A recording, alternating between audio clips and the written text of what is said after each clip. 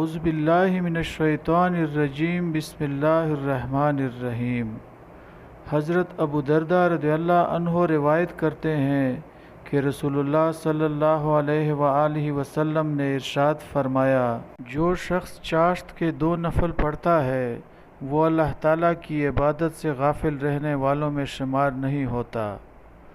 جو 4 نفل پڑھتا ہے وہ عبادت گزاروں میں لکھا جاتا ہے۔ جو 6 نفل پڑھتا ہے اس کے اس دن کے کاموں میں مدد کی جاتی ہے۔ جو 8 نفل پڑھتا ہے اللہ تعالیٰ اسے فرمانبرداروں میں لکھ دیتے ہیں، اور جو 12 نفل پڑھتا ہے اللہ تعالیٰ اس کے لیے جنت میں محل بنا دیتے ہیں۔